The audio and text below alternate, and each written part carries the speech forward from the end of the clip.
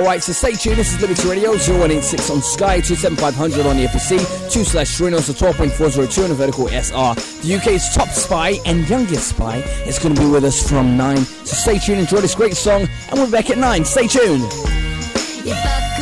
Alright, so stay tuned. It's Liberty Breakfast Show. In just a minute, we're going to be back with our top spy, our top youngest spy in the UK, and they're going to be telling us about their experiences as well. Alright, so as promised, we'd have our top spy, our top youngest spy, which has been joining us from a secret location in the UK. Hello, top spy! Hi! Alright, so tell us about yourself, a tiny bit of what you can reveal at least. Okay, well, I work for a company called Private Investigator. Okay. And I've just turned 18. Mm-hmm. And the head offices are based in Milford, which is just outside of Godalming in Surrey. Interesting, okay. I've been working for the company for about 6 months now. Okay. Since about March. Uh-huh. And it's great. It's really great. Beautiful. So you're a CIA type lady. Interesting.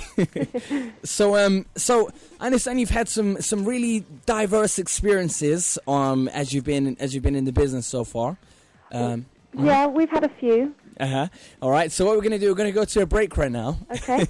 And then after that, I want you to tell us some of your crazy experiences, some of your strange and and maybe to us a little obscure experiences. Like, I understand you've had to play certain parts sometimes. Yeah, and I've had a few characters. A few characters.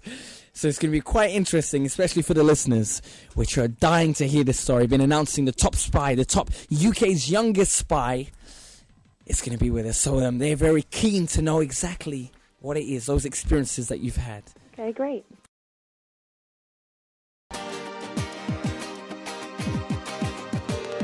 Right, so we're back here live on Liberty Radio 0186 on Sky, 27500 on the FPC, 2/3, and also 12.402 on vertical SR. So we've been speaking to our top spy here, our top spy.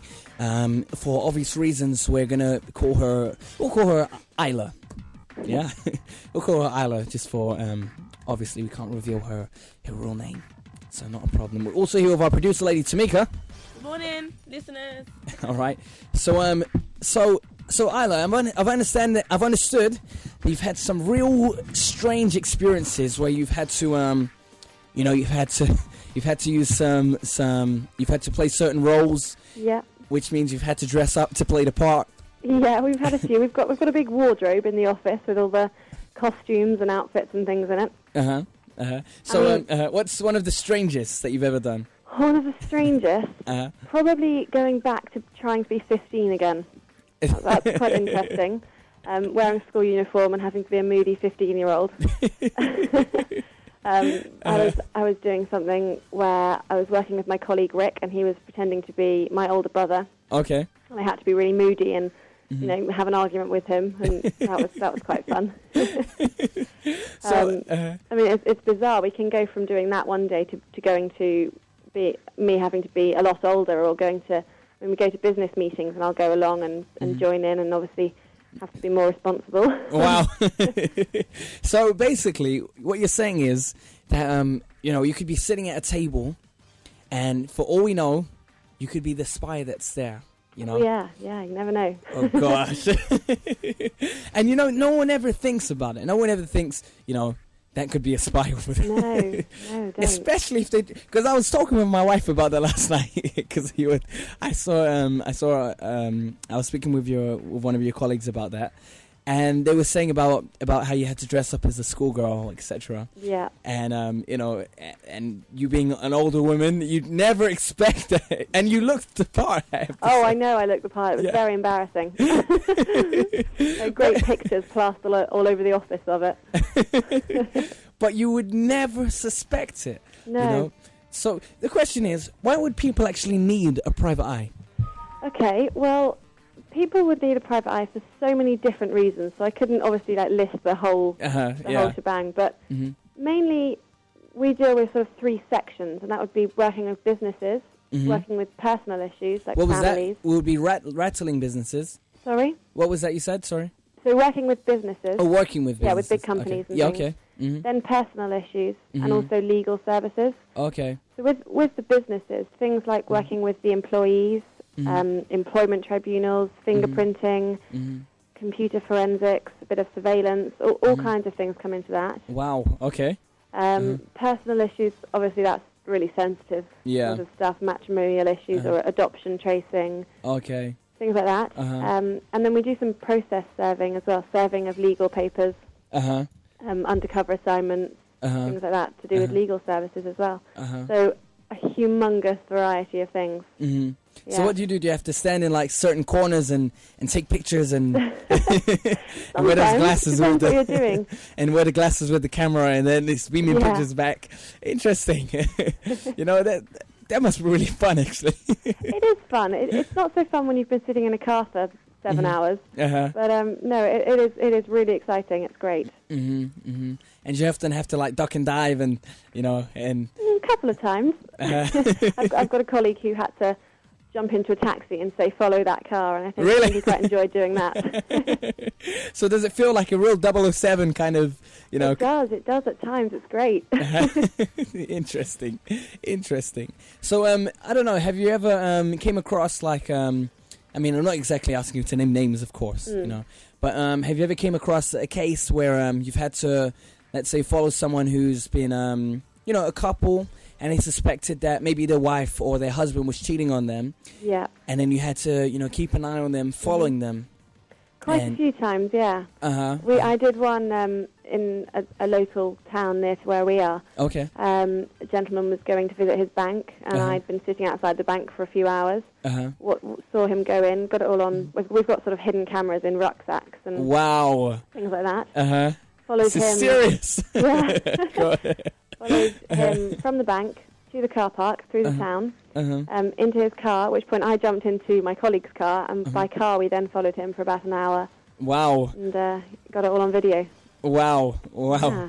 So is it, so when do people call? How do they call? Did they call desperate? Did they call, you know? Occasionally. I mean, about 60% of our business comes from big companies. And then you do get a lot of sort of personal issues and things like that. Yeah. And we just take the call. We answer the phone the same to everybody.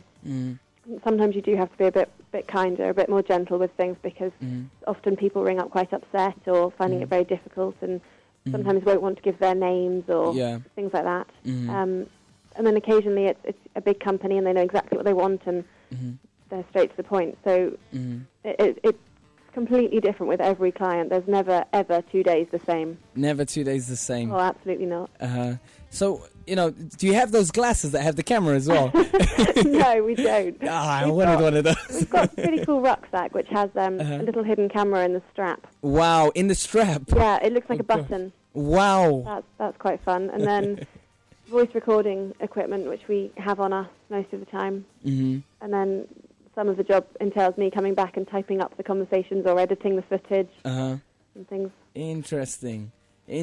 So, so once the person, you know, once they actually get the result that they want, you know, do they often feel relieved? Do they feel hurt? Do they feel... In fact, answer that question after the break. Okay, will do. So, majority of the time, are they happy that they found out? Are they upset? Are they... You know, what's the response? You often get people that just flare up and say, I knew it! Or is it like, are they like, you know, very calm about it and like, okay, you know. And do you get, this is a good one actually, this is a good question as well. Yeah, so remember that. So what's their reaction? And then also, do you get, let's say, in terms of businesses, do they actually employ you to become like one of the staff? And to, you know, I don't know, or do they employ members of your team to become one of the staff just to see what's actually going on, if the employees are stealing, if they're, you know, if they're up to anything funny, if they're not working hard, if they're not sticking to their hours or anything like that, you know. So I want you to answer that just after the break. We're going to play 3 songs right now, the listener's choice and also the top 75. All right, so we're back after the break, okay? Right, so we're back once again talking to our top spy, our top exclusive and youngest UK spy as well. So we've been talking to her about why do why would actually people need a spy? Why would people actually need to have a spy? What's their reason? She's been telling us that part of the reason is matrimonial issues. Some people have problems with their marriages. They don't trust. By the way, I'm going to give some statistics on that as well about divorce rates that are in the UK. So do people actually have a reason to believe in that? Do people actually have a reason for that as well? So or we also have the case of businesses which they maybe don't trust their employees, or they have to uncover something doesn't seem right in the business, so they employ her to do their private eye stuff as well, their private eye jobs as well. And she's been also explaining to us a lot of other things that they do as well. They even have, sometimes she may have to dress up as a schoolgirl. She's an 18-year-old lady, 18-year-old woman, and she may have to dress up as a schoolgirl and uncover someone's secrets, whatever they may be hiding. They have these high-tech devices, these cameras that can be attached to certain parts of their outfit that you would never expect, or even there. You'd never expect it. So, and we're calling her Isa to cover her identity, at least on the program, of course, because we can't reveal her identity on the show. So, Isa. Yeah, hi. Hi there. All right, so just before the break, we were saying, would you actually need, what was I saying again? The question was... reactions to... Yes, how do people react to it? Yeah. That's right. There we go. So how do people react to it? Do they flare up once they find out, that what they were working on was true? Are they calm about it? Are they like, oh, okay, or are they, is there some extreme commotion as well? And do you meet them? Do you actually meet up with them to tell them the news? You do it over the phone? How does it work? Okay, well, it would depend entirely on the case, and obviously every client's reaction would be completely different to the other one. I'll give you a couple of examples. We had one guy who was he came in on behalf of his business. Okay. Actually came into the office to do some work with us one day when we'd got some evidence and we wanted to go over it with him. Okay.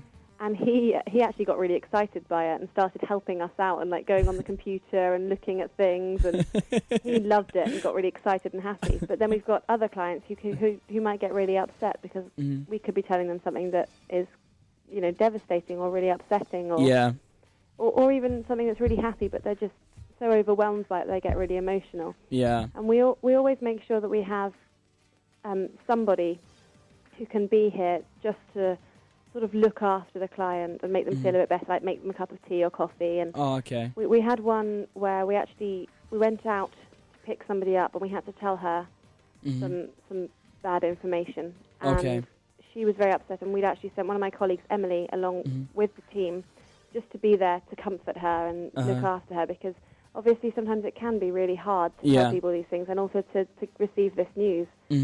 So people react in completely different ways all the time. Some people go, I knew it, and they've expected it coming. And some people don't like the news that we'll give them, and some people do. Yeah. So it really varies. There's no one set kind of. No one's always like, I knew that was gonna happen. And then maybe I don't know, some extreme commotion. It really varies from person to person and the case to case, of course. Yeah, absolutely. And also. So the second question it was asking you is, so in terms of businesses, do you ever get any, or maybe yourself or your colleagues, do they ever ask you to go infiltrate their business maybe, and just to investigate whether maybe someone's stealing or whether they're being dishonest or they're not using their time, and maybe that person, they sense that something's happening in their business, but they can't quite put their finger on it. So do they ever hire you just to or one of your colleagues to infiltrate that business and just find out exactly what's going on? Yeah, absolutely. Oh. Yeah.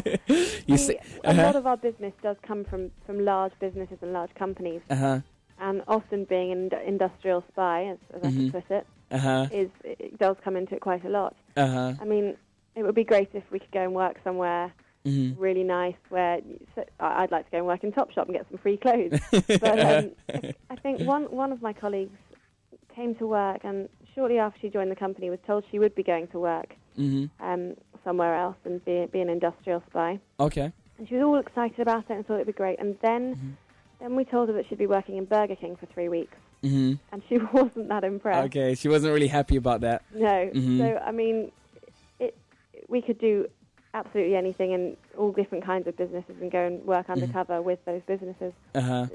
So, in that case, that just goes to show how various it can be. So, anyone that's thinking, they're in their house right now or at work or wherever they are, they never know if the person beside them that just got hired, the new girl or the new guy that came in, if he could very well be a spy, an industrial spy. Indeed. And he's actually there just to check up and see whether you are or are not, doing your job well, or, to see what you're doing actually. So you might want to keep an eye on that one. You might want to keep your eye on that one because you really don't know. And it's good to hear that. Yeah. Because some people don't actually realize that. They think, he's just a new guy, and they do whatever they want. Mm-hmm. They think because the person's new, that gives them more of a reason to relax. Yeah. Absolutely.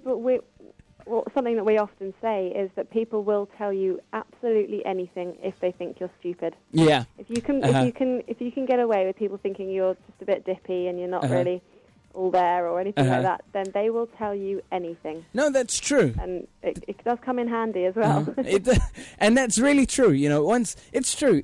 If you want anybody at home, try this. Act like you don't know anything. Just act like you don't know anything at all. And in fact, it's even good for your character sometimes. But act like you don't know anything. You'll find out people will start coming out with like you said, they'll come out with, they will tell you more than anyone else, because they'll think to yourself, he's as you said, that person's stupid. They don't have any common sense. Yeah. Do it for a week. You're gonna see the kind of things people say. They'll even try to start gossiping to you. And people are more natural when they think that you're not intelligent. They think that they're taking advantage of the situation, but in fact, you're taking advantage of the situation because you're finding out more information about them than they think that they know about you. Yeah. So that's very interesting. So be careful. If you're at work right now, be very, very, very careful. Look to your left, look to your right, because that person could very well be a spy. And I'm going to give some statistics just after the break, in terms of divorce rates. Yeah. So I'm going to ask you personally, in your opinion, there's no right or wrong answer, of course, but in your opinion, do people actually have a reason to be suspicious of their spouse when it comes to marriage? Do people actually have a reason to be suspicious of their spouse? I'm going to give some statistics just after the break, so embrace yourself, okay? And you can give your opinion, and also of course from your personal experience, because I believe you've probably dealt with some cases like that as well. Mm-hmm. So you can say in your experience what you've seen for yourself. Do people actually have a reason to be suspicious? Okay. Liberty. Alright, so we're back once again. We're talking to a top UK spy right here on The Breakfast Show. She's the youngest spy in the UK. We've been talking to her about some various issues. She was even telling us that there's a possibility, and a very good possibility, because most of her cases actually come from businesses that want to find out things about, they actually employ her to infiltrate the business and find out what's going on inside that business. So what actually happens is, in fact, tell them yourself. We're calling her Isla for the sake of covering her identity, of course. So Isla. Hi. So tell us. So just to recap as well. So what do you do in the businesses? What can happen? Well, with business clients, it tends to be things to do with employment tribunals, proving that, say, someone was taking sick leave. And claiming sick pay. We would sometimes, if there was a doubt that they were actually as ill as they say they were, we would go really interesting and prove. Hold on. So if you're overtaking your sick leave and you're not sick, be very careful. Oh, do be very careful. They've actually this is you're hearing it from. Forgive me to use this analogy, but you're hearing it from the horse's mouth. Yeah, they're actually telling you themselves. Exactly, she's actually employed to find out whether you're taking sick leave, irresponsibly. If you really need to take sick leave, if you're really sick or not, she's actually employed to find that out. Carry on. So employment tribunals getting the evidence, and then perhaps also we provide a defence in court.